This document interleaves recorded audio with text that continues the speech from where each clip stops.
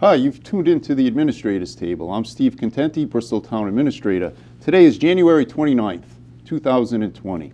Today we have two segments to the program. We have Director Kevin McBride with the Bristol Department of Public Works, and also some very special guests. We have the representation from the Bristol Garden Club, a very long-standing organization in Bristol.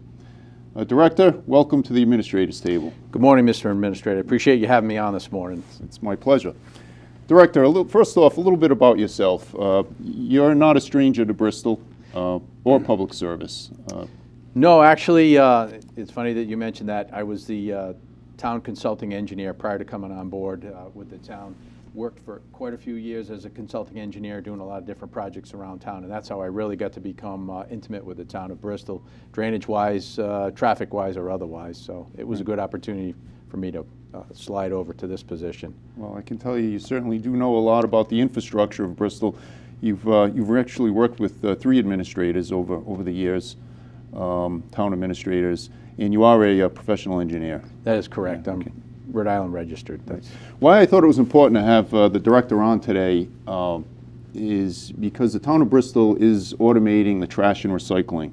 It's something that has been in the works for a while, and in fact, most communities in Rhode Island have automated. Hopefully during our discussion with Director McBride, we can better inform the public of some of our challenges with the costs of our current system and the limitations on the amount of trash we can collect and bring to Johnston, which is the state landfill. So, Director, the timeline on automation, could you tell us what we're looking at? Sure. And, well, as you know, that you and I have been working on this program for a few years now, since probably the time you came on board, we started talking about it, and there's a lot that goes into bringing this forward, but we're now at the point where it's coming to culmination to the actual implementation piece. And right now, for a general overview on the schedule of what we're looking at, we already have two of the automated trucks delivered to the town. They're in the yard at Public Works. I have a third one that will probably be delivered within the next week or so, and then the fourth one shortly thereafter. So we'll have a total of 4 automated trucks. And what we mean by automation is they have an arm on them that will reach out and grab the receptacles, both trash and recycling. In the time frame now, what we're looking at is getting the carts out to the community. Right now, what I'm looking at is in the beginning of March, the first week of March, we'll start the initial distribution of the carts. And what the cart distribution will entail will be 1 65-gallon trash, which will be green in color, and then 1 65-gallon recycling bin, which is the light blue standard recycling type color that we're all used to. Each resident will get 1 and 1 of each. We'll begin that distribution in the first week of March. It will take 2 to 3 weeks to do the full town distribution of carts. So basically, you're looking at wrapping the distribution up that 3rd week of March, based on everything we know right now. And then my plan after that is to start the actual collection process probably the following week, once all residents in town have the carts delivered. So maybe the last week of March, the very first week of April, we'll start the actual collection process, utilizing the new trucks and then utilizing the new carts. And I just wanted to throw out there, I think it's important to note that we're going to start the driver training this week.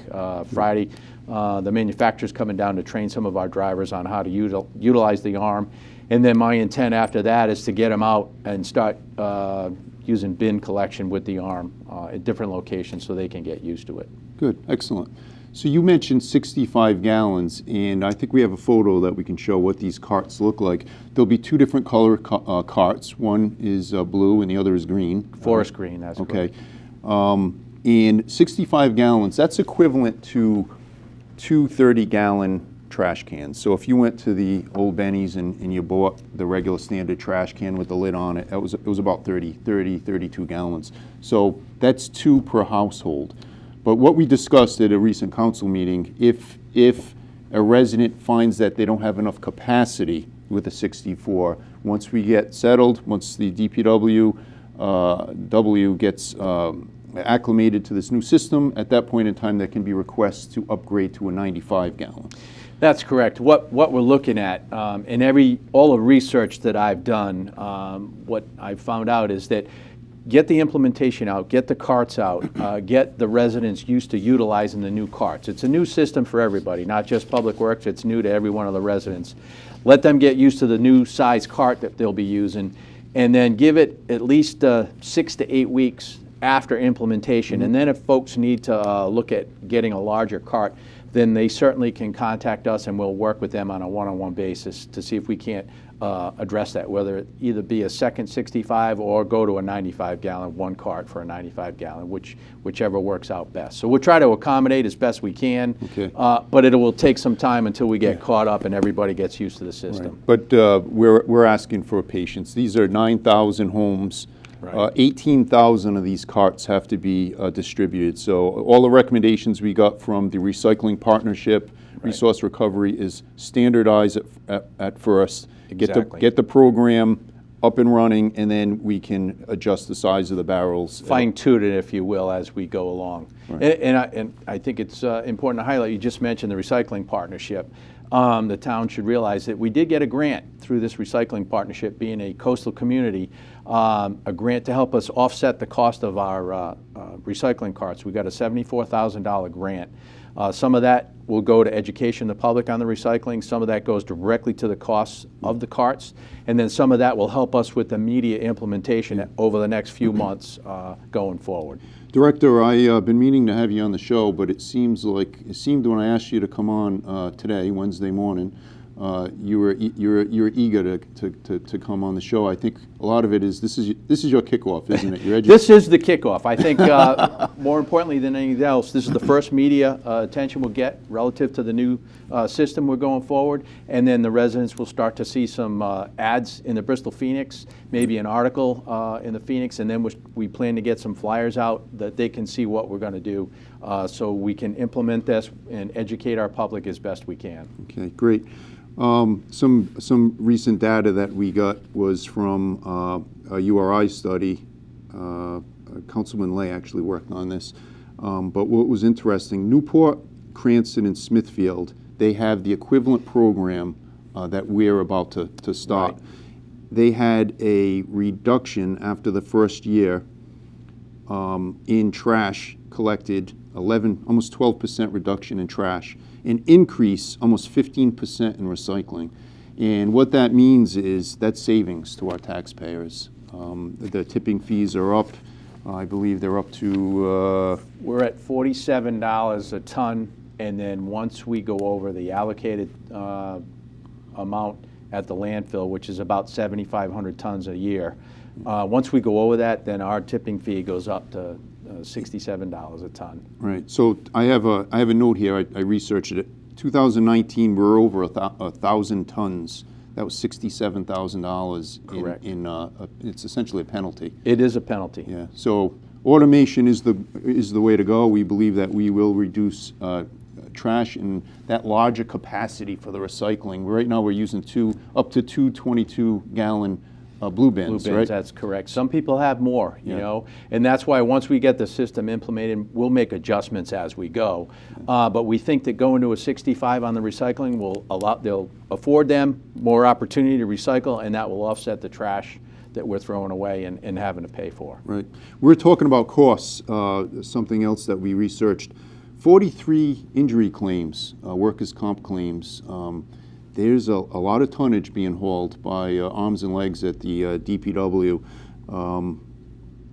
8,000 tons collected a year by hand. 8,000 tons a year. Yeah, exactly. And I think, you know, let me quantify that down to almost the individual, because the recycling trucks have one driver and he picks up and throws it in the truck himself. They collect anywhere between 6 and 8 tons per day. So you think about that, each guy's lifting, you know, 3 to 6 tons a day, or 3 to 4 tons a day. And then when you look at the trash tons, it's probably about 30 tons a day. 2 trucks, you know, there's 15 tons. So each guy's, again, lifting about 6 to 8 tons off the ground. Right. Become very susceptible to injuries, and unfortunately unavoidable injuries. So that's another reason for the implementation of the automation, is to help offset those injuries that we're sustaining over the long term.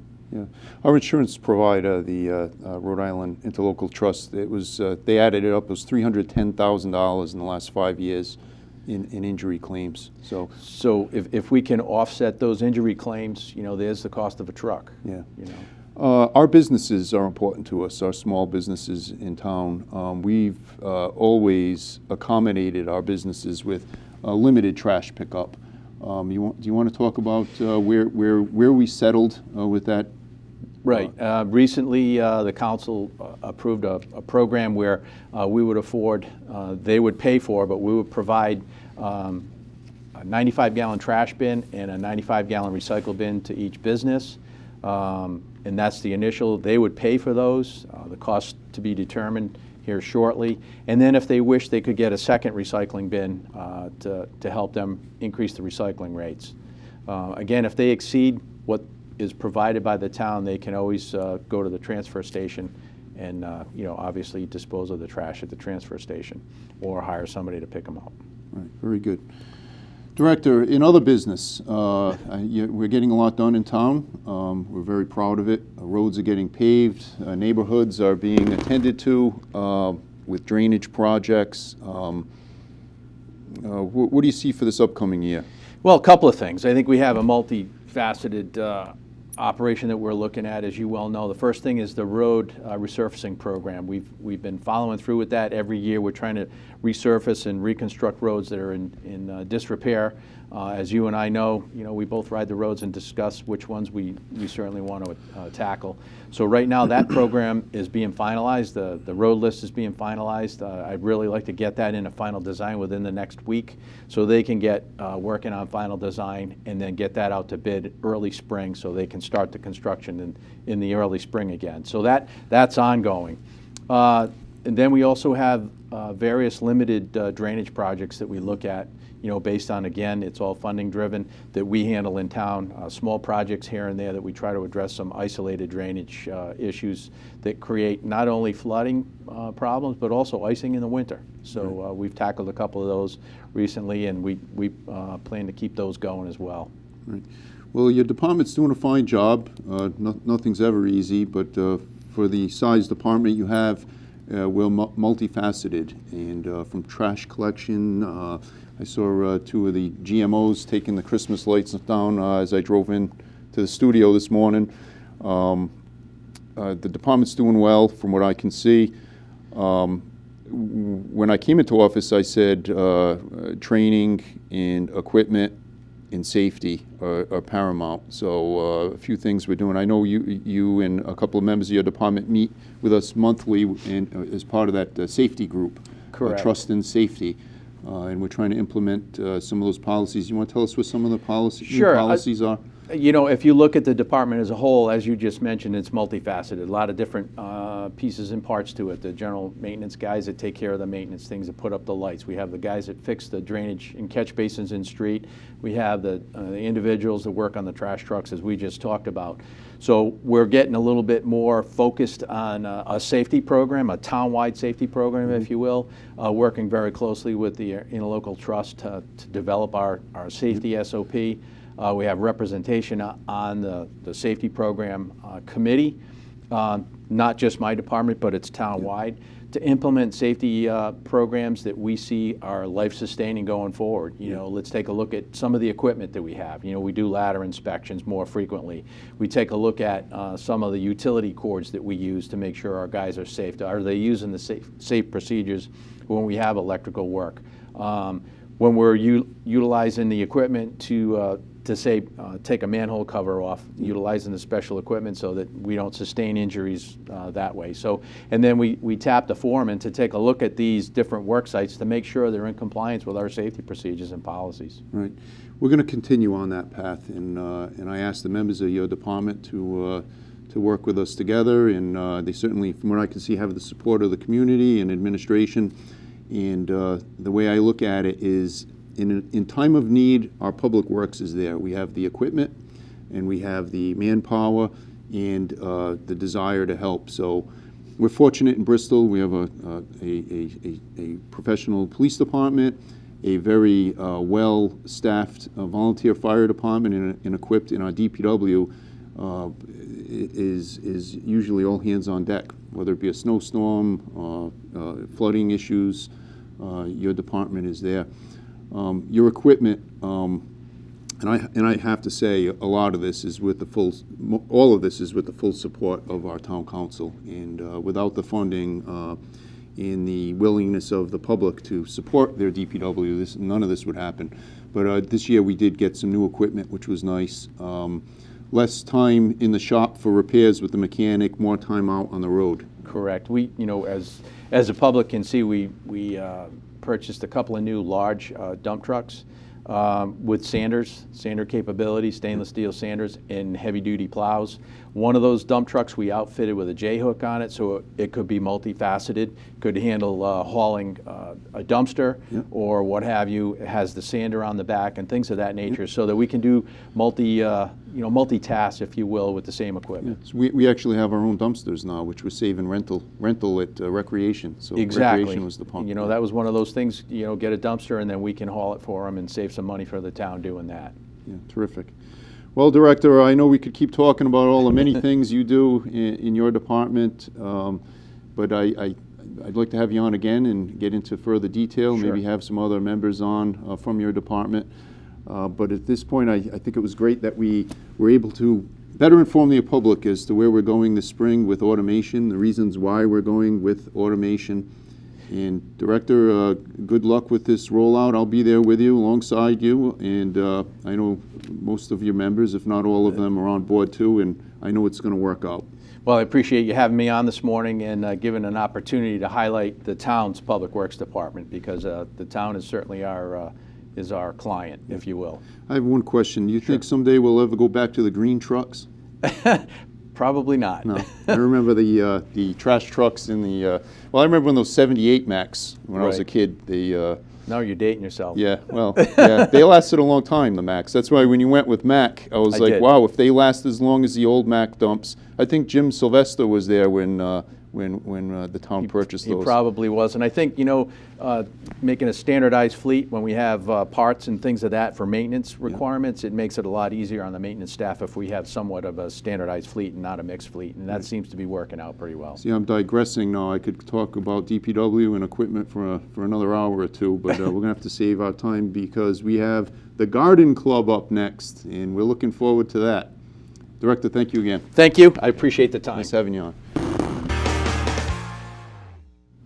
Welcome back to the Administrators Table. I'm Steve Contenti, Bristol Town Administrator, and welcome Pam Delaney, President of the Bristol Garden Club. Thank you, Steve. And Vera Bowen, past President and now Historian of the Bristol Garden Club. Yes, thank you for having us. Well, certainly a lot of history with the Garden Club and the good things that the organization has done, actually in the East Bay, right? Mm-hmm. Mm-hmm. You were showing me some notes of past projects, and one thing that caught my eye was the 1938 hurricane. The group planted almost 100 trees after that. So those trees are probably still out there on Hope Street and Most Union, of them are. Burton, and in the downtown area. Yes. So that's some legacy for your group. So how did the group start? Where did you first meet? The first meeting was at Mrs. Perry's house, which is on Hope Street. Mrs. Perry's garden is right next to Silver Creek. She was the original president. She was actually the president 5 times. There were 13 original members, and she started the meetings and got everybody together and decided that she wanted to be a conservationist and an environmentalist. So you're still doing work in that location, and to better explain where the Perry House is, that's across from the Beach House on Hope Street near Silver Creek. Correct. And you still have a strong interest in that property and the public space nearby. Do you want to talk about what's happening there? Absolutely. Mrs. Perry's garden is part of Thomas Park, and we created and maintain the garden beds there. It's a group effort. Everybody's got to put in a couple of hours, at least a summer, to help maintain it. But after doing it for a couple of years, we were losing plants because of the weather conditions, specifically drought and high temperatures. And we had no water access. So the ladies, and we had some gentlemen at the time as well, would cart the water from home themselves, and it was just not adequate. So we explored various solutions to the problem and came up with Rainkeep. It is basically a water barrel. But we decided to take on a local artist. She's from Warren, who designed this, what we think is an absolutely beautiful water barrel. So the base, which is silver, it retains the water, and then we have a red flower or flower-like structure that captures the water. And so we think you're driving along, especially in the wintertime, and all of a sudden you see a burst of red. But it's actually fulfilling a very practical problem. And this summer we didn't have to water quite so much, but it's been very effective. It's the first summer of use. Yeah. You're doing a great job with that area, and I encourage any of our residents to take time and when you can and walk through that area. There's some bridges in the back, and there's some really nice nature sites and scenes there. It meanders right out into Vets Park. Right. Yeah. So I know the students over at Gutierrez are able to admire that area from Yes. across Silver Creek. So thank you for your work in that area. You recently acquired a little workspace, I believe, in the basement of Byfield School, which Yes. is nice. So Yes, I wish you good luck, and I know there's running water down there for you. So yeah. Very important for plants Right. and people. Yeah. Yes, thank you very much for the town. We do numerous things for the town, or in conjunction with the town, including the library, Rembrandt's Garden at the library, and planters. We had once done the triangles at Wood and Hope Street. That became a little bit too dangerous for our members to plant. But we're very much into civic beauty and promoting beautification and encouraging residents of the town to get out there and dig and join us in growth and beauty for the town. Great. I have to be truthful with you. There was a little bit of a method to my madness on having you on today. I want Bristol to be comparable to a lot of those little European towns and cities that you see. So this summer, in fact, I just had the DPW director on. I don't know if he knows what's coming, but this is going to be the year to really clean up the streets and sidewalks. Oh, And that's lovely. I'm hoping to bring a nice, robust garden club into the mix, and hopefully we'll partner well, and you can help us with some of the entrances in town. There's some other great groups out there. Bristol Blooms does a fabulous job, but you are the oldest garden club, and you're very quiet. You're out there, never asking for much, but you're always out there at all times of starting in the spring, we see you out there, and you guys are busy, and thank you so much for all that you do. Well, thank you. But Thank we you. are looking to make Bristol a really nice destination, and we think you certainly have a big part in that. Thank you. Thank you. Part of this ambitious project is something that we picked up on at Town Hall, and that's something that we'd like to be able to help you with, and that's, you want to tell us what it is with the daffodil? Daffodils, yes. This winter, we meet monthly, except in January and July, and we often have a program-oriented meeting to which the public is invited, but we are looking for members always. Our doors are open, and we have speakers come, or we'll have demonstrations. And Newport, we learned, planted its 1 millionth daffodil last spring. So if you drive into Newport during daffodil days, they don't call it that, but we did for a while, the town did for a while, and we have Blythewald, which has, I believe, 80,000 daffodils there. We had the speaker come in who had started it, and it's called the Daffodilian Project in Newport, and they give away daffodil bulbs to the public and to the businesses to plant privately and publicly at a very, very reasonable cost. And you just drive through Newport in the springtime, and the daffodils are fantastic. And we've got so many open spaces here in Bristol, as well as homes and businesses that could really benefit. I think we could turn this town yellow very quickly. Is it only yellow? Daffodils? There are white ones. White too, ones and they and a have little different colored cups. Yeah. But, yeah. Well, I think we should do it. Great, great. Well, we'll have to work What- together. We were chatting earlier, and I forget which one of you said, more members, more work? That's Is right. that- More so- work, more activities, more things that we can do. Yeah. And I think that we offer very interesting programs. We had and they range from sustainable growth and farming. We Yeah. went to a beef farm or cattle ranch in Rhode Island. Did you Yeah. know we have a cattle ranch here? Jamestown, right? It was Portsmouth, wasn't it? Portsmouth, Oh, one okay. we went to. Portsmouth. And they're all, locally fed and processed, to having a beekeeper come and talk to us about what the value of honeybees and what's really happening to honeybees. Yeah, We do demonstrations, we do so many things. You can come and learn a lot about gardening. You can have a brown thumb, a green thumb, or a yellow thumb. Everybody is welcome. Gardening is for any age and just about for anybody, right? And there's so many Absolutely. benefits to it. you know. Absolutely. One of our ongoing efforts is our grants that we award. We award up to $1,000 a year for projects that encourage, basically youth projects, that encourage youth getting involved and getting to know more about gardening and the environment and conservation projects. So last year, we gave $500 to Colt Andrews Student Government. They presented a wonderful proposal to learn. They're planting urns that they're at the school. With our funds, they're going to buy plants. They're going to learn also which are native to us, which grow in which season. And then we also gave $500 to Camp Sequoia at Blythewald for educational speakers to come and speak to them. So this is our grant-making season. So if you go to our website, you can find out any organization or individuals can apply for these projects. That's terrific. So if there's anyone interested in helping out in getting their hands a little dirty, although you probably have gloves, right? Absolutely, your Bring hands them. still, yeah, do you you- still what do you get wanna dirty use gloves hands. for, yeah. right? But your website is probably the best place? Yes, Okay. yes, And you yes. meet monthly? Monthly, yes. The second Second Wednesday. Wednesday of the month at the library, at Rogers Free Library, and it's usually at 1 o'clock. Right. You do work at the library also, plantings there. Oh, Yes. absolutely. Nice. Absolutely. Well, I'm hoping your organization grows. You've been here for, 92 years? Not the two of you, but the Close to it. organization.